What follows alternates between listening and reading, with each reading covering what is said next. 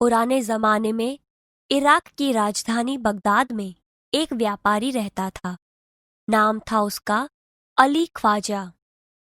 व्यापार करते करते जब उसके पास 1,000 सोने की मोहरें इकट्ठी हो गईं, तो उसने मक्का शरीफ की यात्रा का निश्चय किया।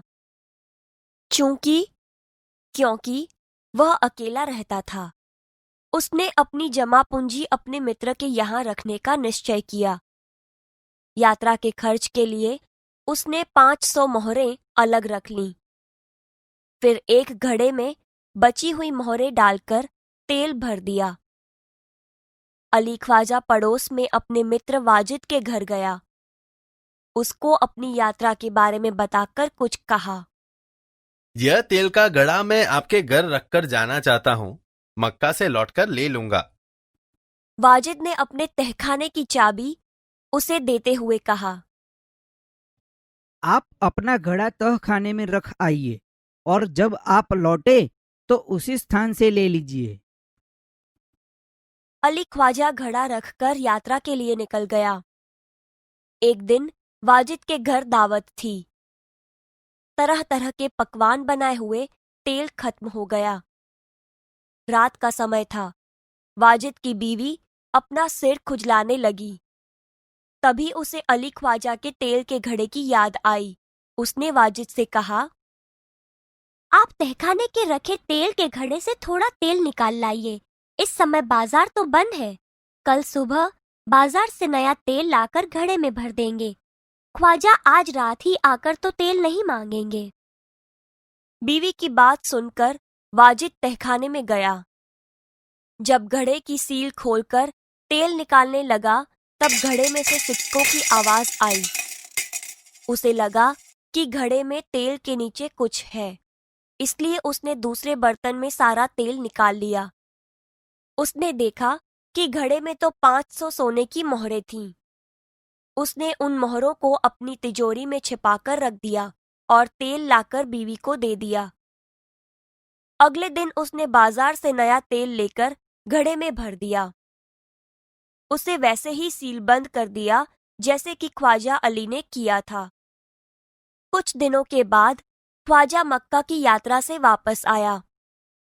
घर में अपना सामान रखकर वह सीधा वाजिद के घर गया और अपनी यात्रा की सारी बातें बताईं। फिर तेल का घड़ा लेकर वह घर आ गया। जब उसने घड़े का तेल निकाल कर देखा, तो उसके पैरों तले जमीन ही खिसक गई। वह सिर पकड़कर बैठ गया, क्योंकि उसमें एक भी सोने की मोहर नहीं थी। वह सोचने लगा, अब क्या किया जाए। वह उल्टे पांव वाजिद के घर गया और अपनी मोहरें मांगने लगा। तेल का घड़ा आपको उसी स्थान से मिला जहां आप रख कर गए थे।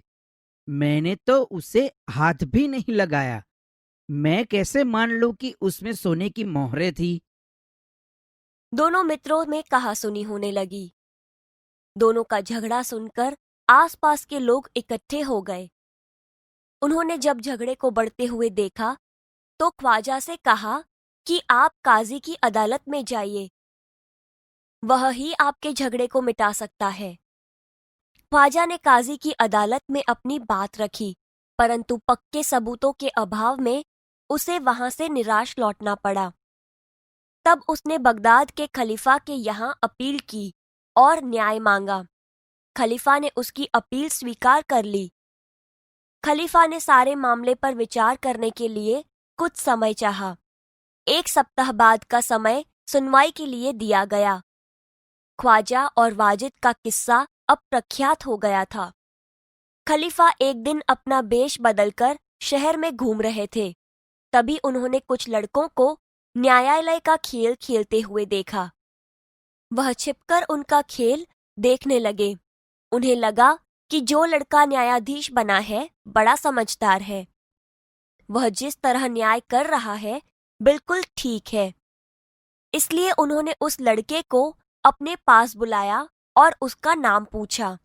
खलीफा ने कहा, मेरा नाम हसन है। मैंने तुम्हारा खेल देखा। तुम बहुत समझदार हो। कल हमारे दरबार में आना। अगले दिन खलीफा के दरबार में अली ख्वाजा, वाजिद और हसन उपस्थित हुए। हसन, तुम इन दोनों के झगड़े का किस्सा सुनो और बताओ कि इनमें से कौन सच बोल रहा है। हसन ने दोनों की बातें ध्यान से सुनी। फिर उसने 2 तेलियों को बुलवाया। थोड़ी देर में 2 तेली आ गए। आप इस घड़े के तेल की जांच कीजिए और बताइए इस घड़े में तेल कितना पुराना है। दोनों तेलियों ने बारी बारी से तेल को देखा, सूंघा और चखा, फिर अपना निर्णय दिया। घड़े का तेल 2 महीने पुराना लगता है, इससे ज्यादा नहीं। तेलियों की बात सुनकर वाजिद तो घबरा गया। अली ख्वाजा खुश हो गया। हुजूर, मैं तो 6 महीने पहले मक्का की यात्रा करने गया था, तभी मैंने तेल खरीदा था। तेलियों और अली ख्वाजा की बात सुनकर सबको वास्तविकता का ज्ञान हो गया। खलीफा को न्याय के लिए सबूत मिल गया था। खलीफा ने हसन को धन्यवाद दिया और वाजिद से कहा, आपने अली ख्वाजा के गड़े से तेल और मोहरें निकाली है, आप उन्हें वापस कीजिए और चोरी और विश्वासघात के अपराध की सजा भुगतिए। खलीफा ने हसन को बहुत सारा पुरस्कार दिया। खलीफा के दरबार में उपस्थित सभी लोगों ने हसन की सूझबूझ और न्याय की भूरी भूरी प्रशंसा की।